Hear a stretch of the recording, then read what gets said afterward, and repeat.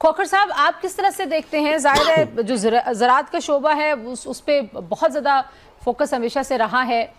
आपको लगता है कि जो हुकूमत ने इंसेंटिव्स दिए हैं वो किसान दोस्त हैं, वो एग्रीकल्चर इंडस्ट्री जो हमारी है, जो शोबा है, उसको तरक्की देने के लिए काफ़ी हैं, या बार बार ये गिला किया जाता है कि उतना जो टैक्स है वो नहीं है ज़राई शोबे पे जितना होना चाहिए, जितनी जितनी मतलब एक एक्सपेक्टेड टैक्सेबल जो इकोनॉमी का हिस्सा है ज़राअत, उतना होना चाहिए।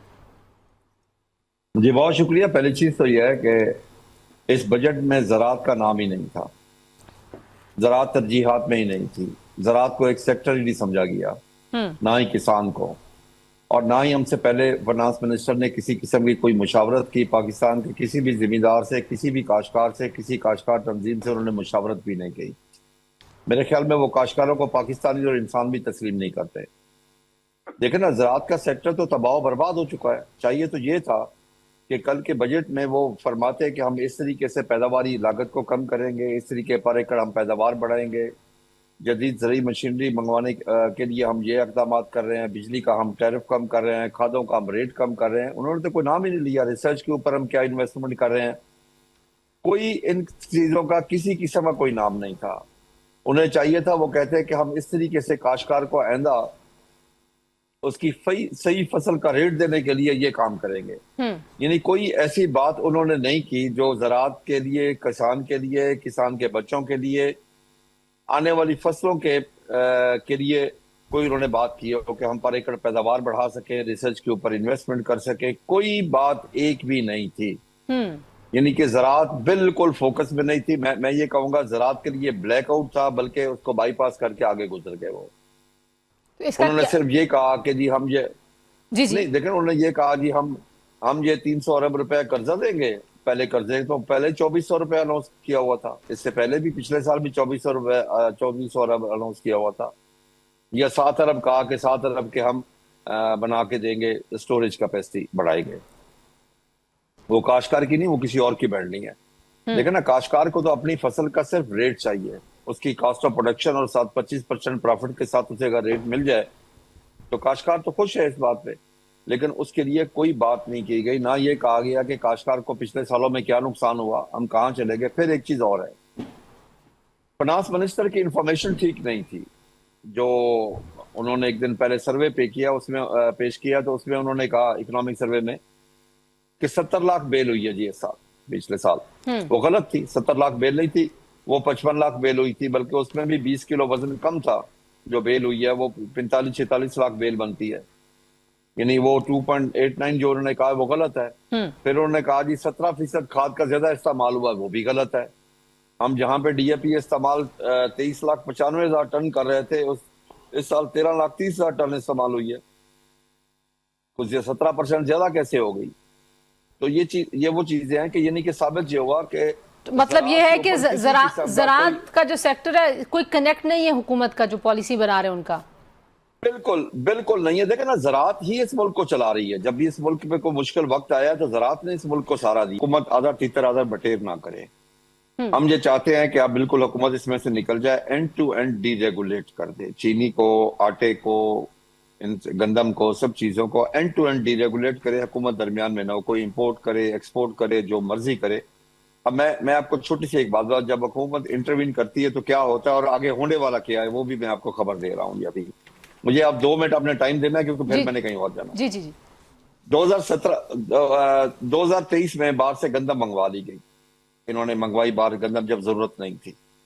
अच्छा, 2017 में गन्ना 8% ज्यादा काश्त हो, हम चीखते रहे कि चीनी एक्सपोर्ट करने दे। हुकूमत ने चीनी एक्सपोर्ट ना करने दी। वही चीनी बाद में एक्सपोर्ट हुई, 10 रुपए 70 पैसे फी किलो रिबेट दे के एक्सपोर्ट की गई। कोई इंक्वायरी न हुई, कुछ मर काश्तकार गया, मौशी कत्ल काश्तकार का हुआ। हमें उस वक्त गन्ने का रेट सही ना मिला। 180 रुपए रेट था, हमें 110, 120, 130, 140, 1-2 शुगर मिले थे जिन्होंने 180 रुपए रेट किया। तकरीबन 100 अरब रुपए हमें कम मिले। अभी इस वक्त गंदम है, हम कहते हैं डीरेगुलेट करें, इसको ना रोके, ना जिला बंदी हो, ना सूबा बंदी हो, ना रोटी का रेट तय हो, ना आटे का रेट तय हो, ना गंदम का रेट, एंड टू एंड डीरेगुलेट हो। इसी तरह अब हमारा गन्ना इस दफा फसलें इन बैलेंस होने की वजह से इस दफा हमारा गन्ना 20 से 25% ज्यादा काश्त है। ठीक है जी। अच्छा, जो मैंने एफबीआर से रिपोर्ट ली तो पता चला कि मार्च एंड पे जो हमारे पास चीनी थी वो 7.9 मिलियन टन है। हमारी कंजम्पशन है 6.6 मिलियन टन, यानी कि 13 लाख टन ज्यादा है। अगर वो एक्सपोर्ट नहीं होती, 25% गन्ना ज्यादा काश्त है, फिर मौसी कतर काश्तकार का होगा। अब हुकूमत इसमें क्यों दखल देती है? जब हमारा गन्ने का रेट था उस वक्त कहा डीरेगुलेट है, तो अभी डीरेगुलेट रहने दे, अब क्यों कंट्रोल करती है हुकूमत? देखो ना, ये तो कोई तरीका नहीं कि हुकूमत रोटी का, आटे का, चीनी का रेट तय करे।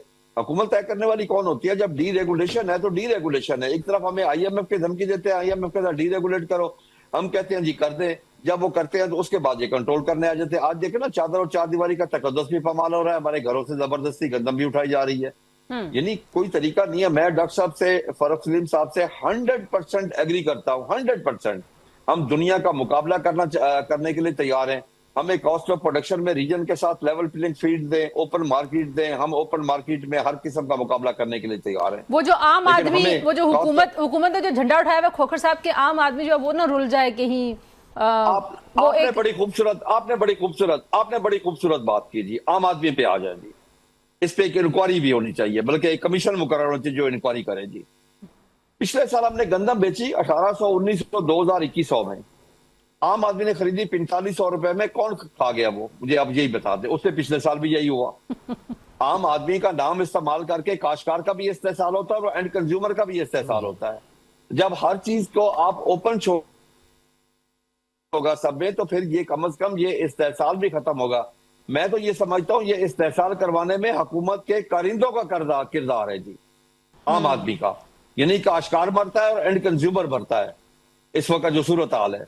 हम दोनों को बचाएं, इसको एंड टू एंड डीरेगुलेट करें, काश्तकार को पैदावारी लागत में लेवल प्लेइंग फील्ड दें। अब आप ये देखें ना कि हो क्या रहा है काश्तकार के साथ, कि मैं यूरिया खरीद कर रहा हूं 4500 रुपए में, इंडियन काश्तकार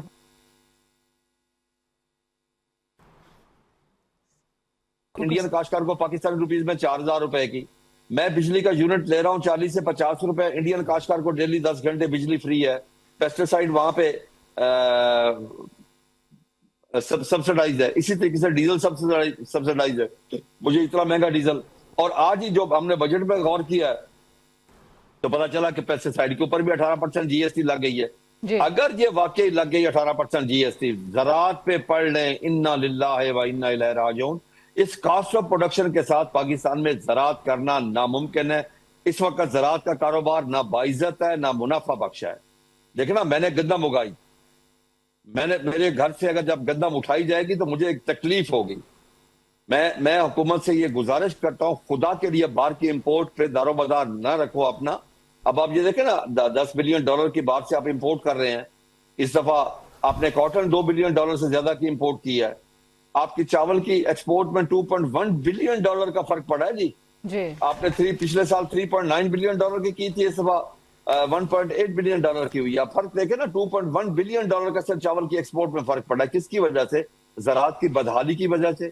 जो कह रहे हैं कि जी इस वक्त ज़राअत का 2.9 उसका आया, लेकिन ग्रोथ आई है, वो बिल्कुल गलत है, क्योंकि उन्होंने गलत फिगर दी है। फाइनेंस मिनिस्टर ने कहा है कि जी 70 लाख बेल हुई है, गलत है। 55 लाख बेल हुई है। बिल्कुल ठीक है। ये तो आपका खोखर साहब पॉइंट आ गया। आप कह रहे हैं कि ज़ाहिर है हुकूमत की वजह से जो है, उनकी इंटरवेंशन की वजह से